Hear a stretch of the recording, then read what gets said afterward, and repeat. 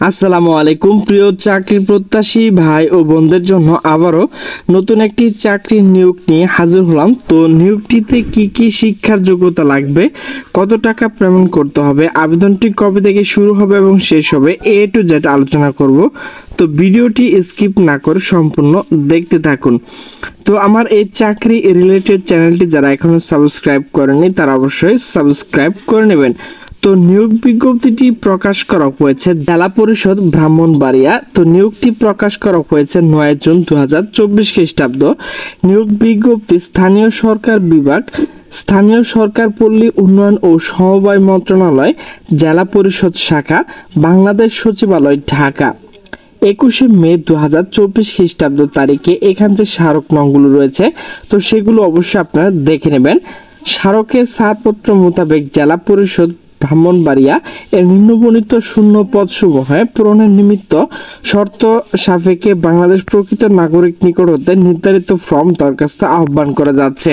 তো পদের নাম নিম্নমান সহকারী কাম কম্পিউটার মুদ্রাক্ষরিক, কম্পিউটার অপারেটর। পদের সংখ্যা হচ্ছে 2টি, গ্রেড হচ্ছে 16, বেতন হচ্ছে 9,300 টাকা থেকে 22,490 টাকা। প্রার্থীকে অবশ্যই 18 থেকে 30 বছর হতে হবে। শিক্ষা বোর্ড হতে এইচএসসি বা সমান পরীক্ষায় উত্তীর্ণ হতে হবে। এখানে কিন্তু আপনাকে কম্পিউটার বিষয়ে অভিজ্ঞতা এবং দক্ষতা থাকতে হবে। এরপর হচ্ছে ডুপ্লিকেটিং মেশিন অপারেটর কাম দপ্তরি। পদের সংখ্যা হচ্ছে 1টি, গ্রেড হচ্ছে 18, বেতন হচ্ছে 8,800 টাকা থেকে 21,310 টাকা। প্রার্থীকে অবশ্যই 18 থেকে 30 বছর হতে হবে। শিক্ষার যোগ্যতা কোন শিক্ষা বোর্ড হতে এসএসসি পরীক্ষায় উত্তীর্ণ হতে হবে। মেশিন চালানোর বাস্তব অভিজ্ঞতা থাকতে হবে।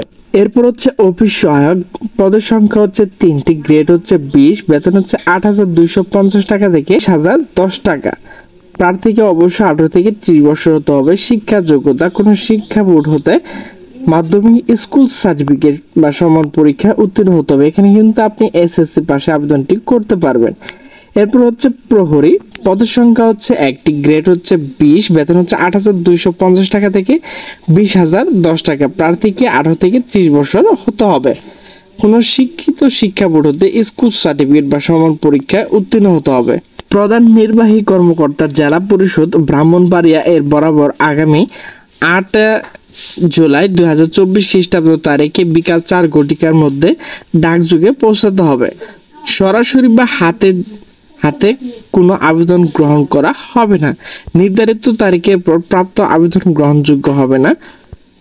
আবেদনটি অস্পষ্ট ত্রুটিপূর্ণ বিলম্ব হলে কিন্তু আবেদনটি বাতিল বলে গণ্য হবে। কারীর বয়স 8 জুলাই 2024 খ্রিস্টাব্দ 18 থেকে 30 বছর হতে হবে। যারা মুক্তিযোদ্ধা এবং প্রতিবন্ধী রয়েছে তারা কিন্তু 18 থেকে 32 বছর পর্যন্ত এই আবেদনটি করতে পারবেন। তো চাকরি প্রার্থীগণকে যথাযথ কর্তৃপক্ষের মাধ্যমে নির্ধারিত সময়ের মধ্যে আবেদন দাখিল করতে হবে। কোনো অগ্রিম কপি গ্রহণযোগ্য হবে না। তো খামের উপর পদের নাম অবশ্যই উল্লেখ করতে হবে। আবেদনকারী লিখিত ব্যবহারিক মৌখিক পরীক্ষা অংশগ্রহণের ক্ষেত্রে টিএ দেওয়া হবে না। দরখাস্ত বাছাইয়ের পর কেবলমাত্র উপযুক্ত বিবেচিত হলে প্রার্থীগণকে নির্বাচনী পরীক্ষায় অংশগ্রহণের জন্য ডাকা হবে। জেলা পরিষদ তহবিল Sonali bank limited, TA road, Dhaka, Brahmanbaria. হিসাব নং, এখানে যে হিসাব নংগুলো রয়েছে সেগুলো দেখে নেবেন।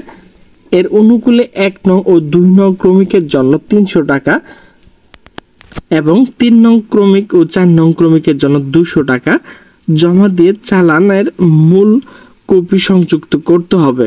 তো ভিউয়ার্স, এই আবেদন ফর্মটি কিন্তু আপনাকে ডাউনলোড করতে হবে। তো ডাউনলোড কিভাবে করবেন?